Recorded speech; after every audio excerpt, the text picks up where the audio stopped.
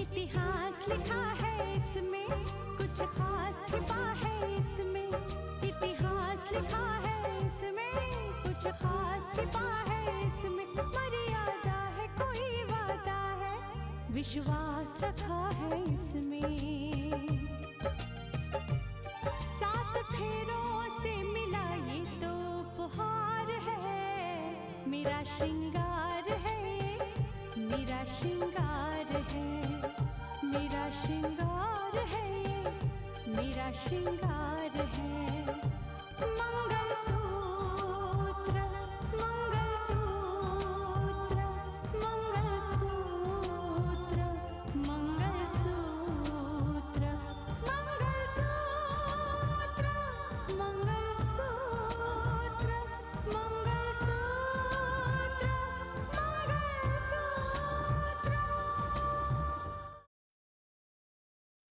और अब मेरी जिंदगी का सिर्फ एक ही मकसद है, समाज में फैली हुई इन सारी बुराइयों को जड़ से उखाड़कर फेंक दूंगी मैं।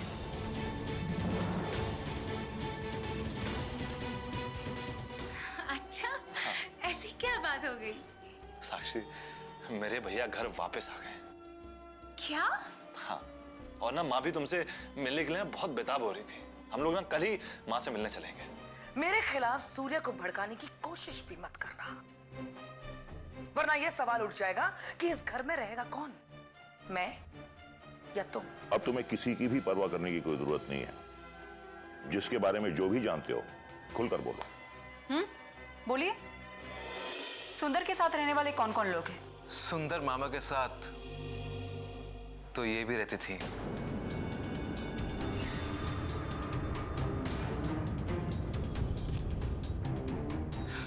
उनके घर में, लेकिन नहीं, मैं इन्हें गुनहगार नहीं ठहरा सकता, क्योंकि उस घर में रहना इनकी मजबूरी थी। लेकिन सुंदर मामा ने आज तक कोई भी प्लान इनके सामने कभी डिस्कस नहीं किया। जाहिर सी बात है, इन पर तो मैं अपनी उंगली भी नहीं उठा सकता। इनफैक्ट इन्हें सुंदर पर एक बार शक भी हुआ था, और इन्होंने सुंदर को समझाने की कोशिश भी की थी। क्यों बताइए? मैं सुंदर को समझाती भी तो क्या समझाती, वो मेरे सामने मानने के लिए तैयार ही नहीं था कि वो कोई गलत काम कर रहा है।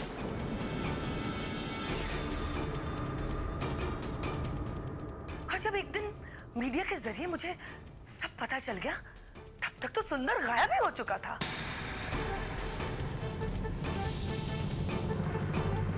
और मैं सुंदर के घर पे इसीलिए रह रही थी क्योंकि मेरे पास रहने का कोई ठिकाना नहीं था।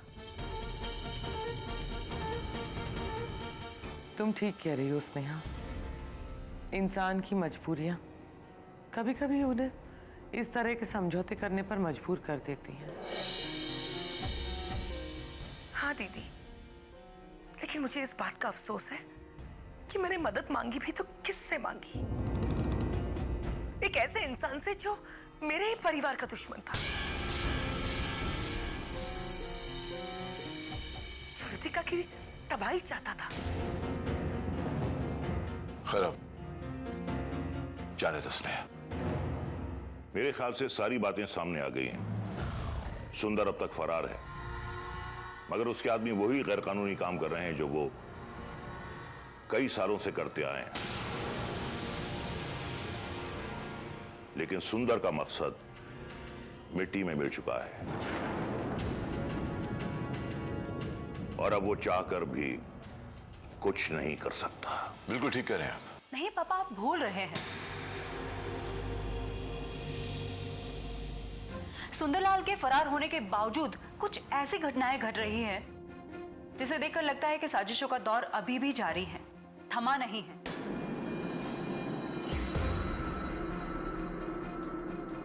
हाँ पापा, ये बात और है कि इनकी बातों से कोई खुलासा नहीं हो पाया।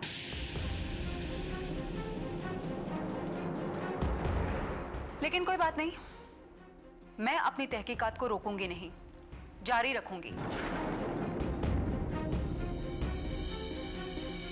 और जो जो बातें आज तक दुनिया के सामने नहीं आ पाई है ना, उन सारी बातों का खुलासा करूंगी। मैं छोड़ूंगी नहीं किसी को।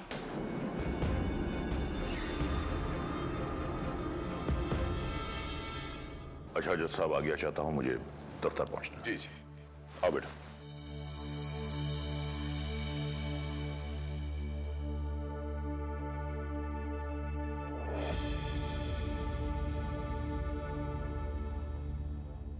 जो भी खुलासा करना है करना, लेकिन ऐसी कोई बात ना हो जाए जो तकलीफ दे सभी को। जी पापा, मैं ध्यान रखूंगी।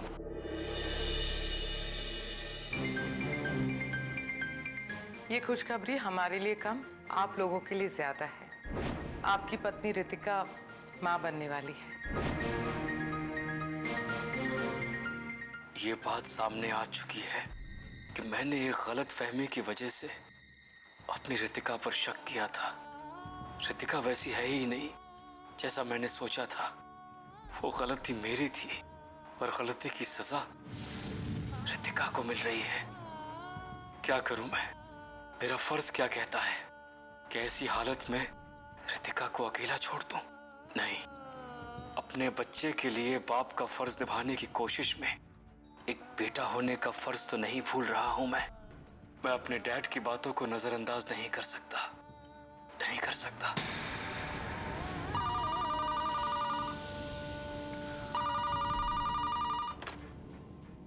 हेलो।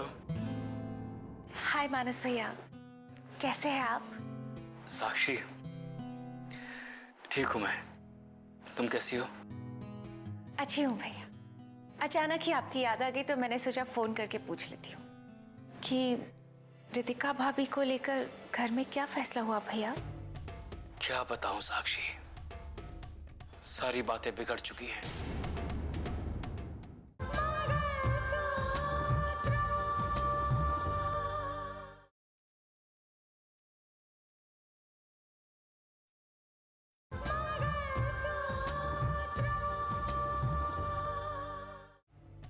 क्या बताऊं साक्षी, सारी बातें बिगड़ चुकी हैं, बुरी तरह से उलझ चुकी हैं।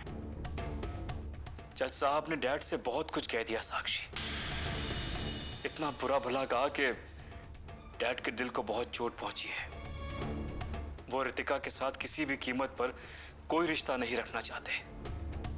लेकिन भैया, रितिका के पापा ने जो किया उसकी वजह से रितिका भाभी का क्या कसूर है? रितिका का कसूर यह है कि वो जस्टिस आदित्य प्रताप की बेटी है, जिन्होंने हमारे डैड से बहुत कुछ कह दिया, बहुत ज्यादा कह दिया उन्होंने। और तुम जानती हो, एक और बात सामने आई है साक्षी। एक ऐसी खबर मिली है जो है तो खुशी की, लेकिन बहुत जल्द शायद गम में बदल जाएगी। कैसी खबर भैया? रितिका मेरे बच्चे की मां बनने वाली है। क्या?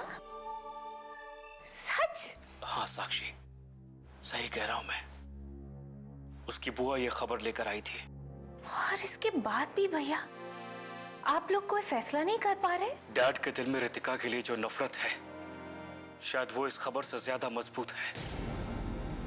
खैर, तुम बताओ, राहुल कैसा है? वो ठीक है भैया, लेकिन आपके घर में जो हो रहा है वो बिल्कुल ठीक नहीं हो रहा। भैया, अब आप एक पति नहीं बल्कि पिता बन चुके हैं, और कल को आपका बेटा पैदा होकर आपसे ऐसा ना कहे कि आपने पिता होने का फर्ज नहीं निभाया। कहीं वो ऐसा ना कहे भैया कि उसके पैदा होने पर आप उसकी माँ को एक बार भी मिलने नहीं आए। इंसान को कभी भी अपने फर्ज नहीं भूलने चाहिए भैया, कभी भी नहीं।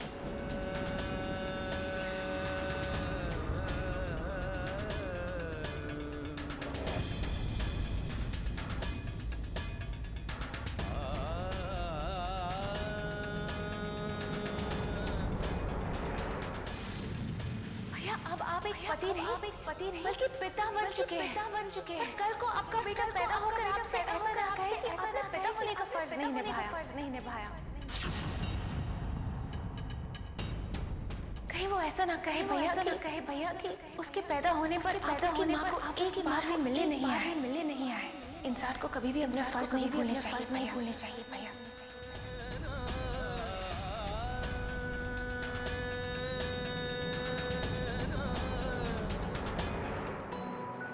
भैया। भैया सूर्य आ रहा है। अभी उसका फोन आया था, वो बस पहुंचने ही वाला होगा। क्या सोच रहे हैं भैया?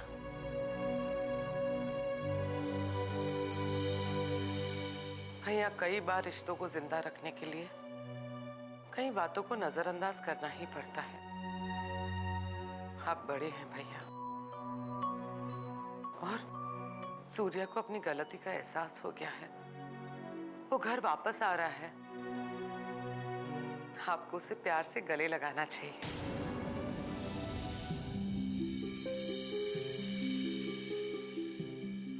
चाचू, सूर्या,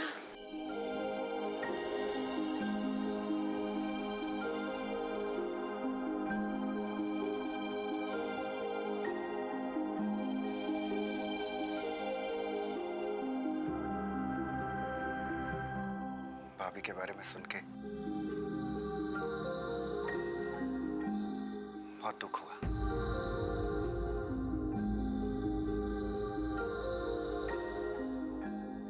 अब याद आई है घर की? आपने भी तो मुझे कभी याद नहीं किया। मैं तो ये सोचकर गया था कि शायद मैं ही भाई नहीं बन सका।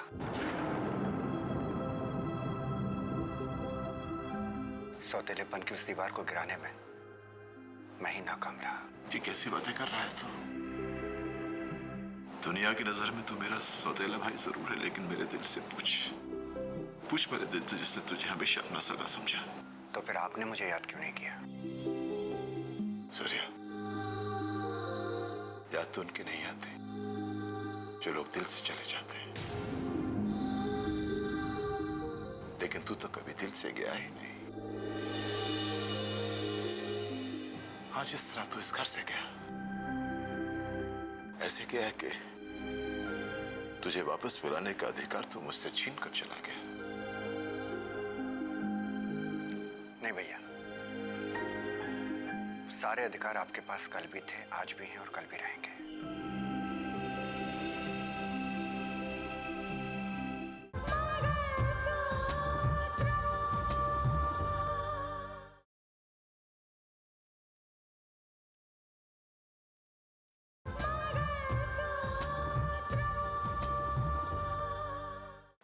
नहीं भैया, सारे अधिकार आपके पास कल भी थे, आज भी हैं और कल भी रहेंगे।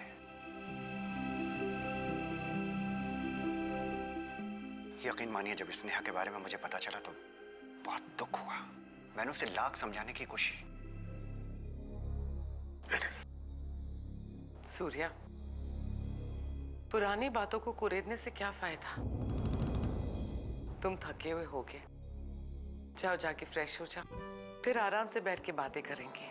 वैसे स्नेहा है कहाँ? वो अपने कमरे में है, जाओ मिल लो उससे।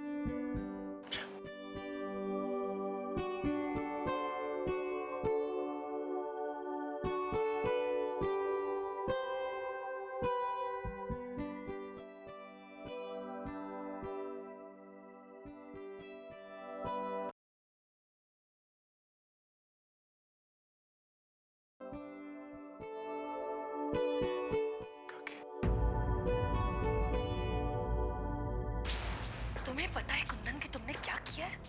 पता है तुम्हें? तुम्हारी गलती की वजह से सारा मामला सामने आ जाता, और अगर अर्जुन की जुबान पे मेरा नाम भी आता ना, तो मैं इस घर में रहने लायक नहीं होती। सबको पता चलता कि रितिका की तबाही का जाल मैंने बुना है, और ऊपर से तुमने अर्जुन को भी जिंदा छोड़ दिया। अगर हमारे मामले का एक भी सिरा रितिका के हाथों लग गया तो वो अंतिम सिरे तक पहुंच जाएगी, सब कुछ समझ जाएगी वो, और फिर हमारे सामने भागने या छिपने के सिवा कोई रास्ता नहीं बचेगा। मुझे इस घर में रहना है और इस घर में रहकर इस घर को तबाह करना है। स्नेहा,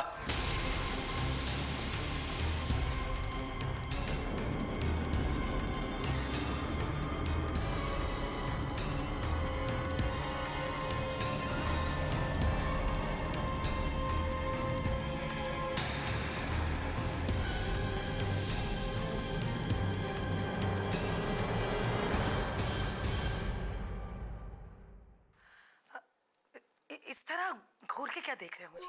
तुम्हारी बेवकूफी देख रहा हूं मैं। क्या बात कर रही थी तुम? तुम आदित्य प्रताप सिंह और उसके खानदान को बर्बाद करना चाहती हो। कैसे बर्बाद करोगी? दरवाजा खोलकर इतनी जोर जोर से बातें कर रही हो। ये भी नहीं सोचा तुमने कि अगर कोई सुन लेता तो? अच्छा हुआ मैं था। अगर मेरी जगह कोई और होता तो जानती हो क्या होता? सारा का सारा प्लान चौपट हो जाता।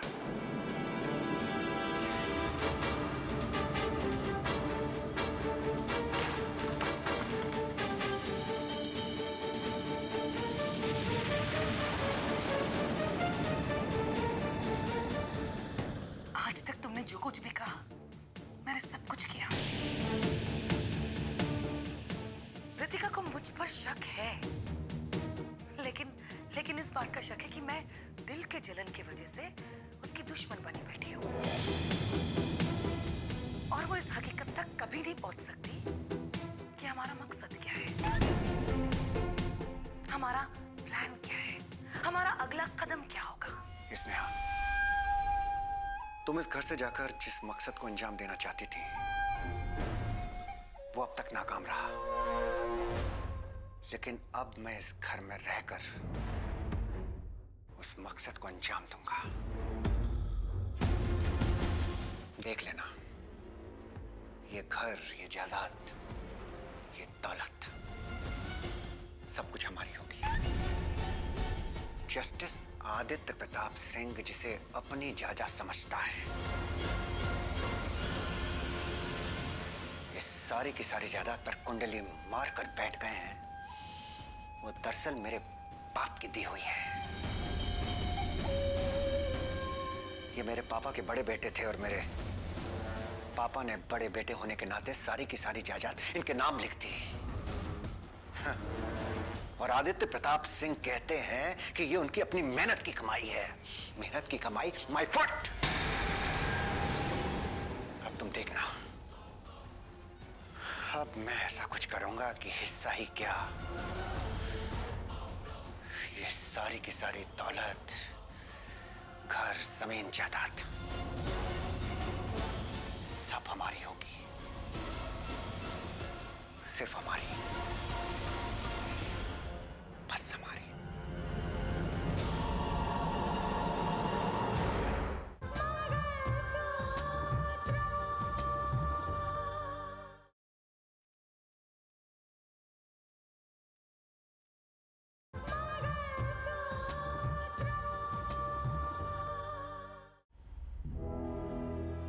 शेर सिंह, वो अपने गेट के बाहर जो पकोड़े वाला है ना, उसके पकोड़े खाने का आज बड़ा मन कर रहा है।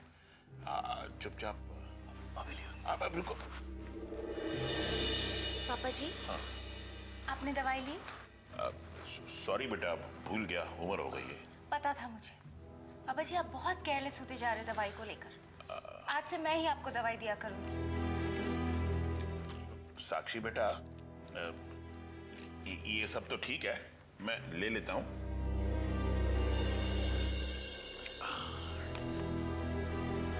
बेटा साक्षी, तुम इस हालत में भी मेरा कितना ख्याल रखती हो, जबकि हम सबका फर्ज बनता है कि तुम्हारा ख्याल रखें। शेर सिंह। जी सर। जैसा डॉक्टर ने लिख के दिया है वैसे सारा इंतजाम कर दिया है ना तुमने?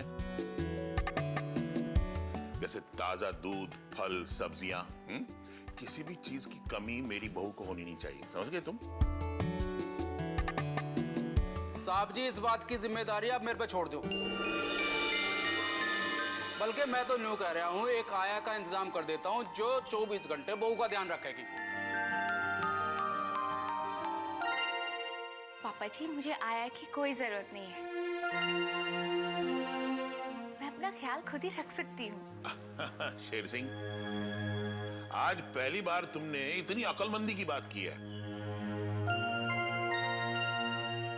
आया अगर लानी हो ना तो तजुर्बे वाली लाना, समझे? आप बेफिक्र रहो साहब जी, बहुत घनी तजुर्बेकार आया लेके आऊंगा बहुरानी के लिए। राहुल बेटा जी, जाओ ऊपर आराम करो और बहू को भी लेते जाओ। जी पापा। जाओ बेटा। चलो साक्षी।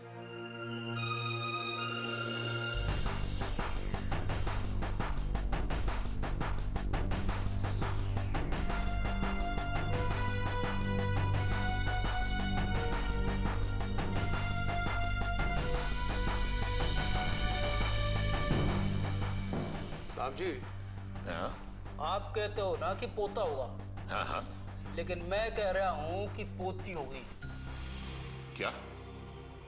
साहब जी, हमारे गांव में चालने देख के बताते हैं कि छोरा होगा कि छोरी होगी, और बात 16 आने एकदम सच निकला है। मेरे तजुर्बे ने चुनौती नहीं दे सकते आप। छोरी होगी तो छोरी ही होगी, ना कि लड़का, और लड़के का ख्वाब देखने बंद कर दो आप। अरे बंद करो तुम्हारी ये दकियानू सी बकवास। के मुंजाल के घर में पोते का ही जन्म होगा। साहब जी, अगर शेर सिंह की बात झूठी निकल गई ना तो मुंह छाने कटवा के अपने गांव में चला जाऊंगा मैं। मेरे तजुर्बे ने चुनौती मत दो। अरे बहू की चाल देख के बता रहा हूं मैं कि लड़की ने जन्म देगी, ना कि लड़के ने।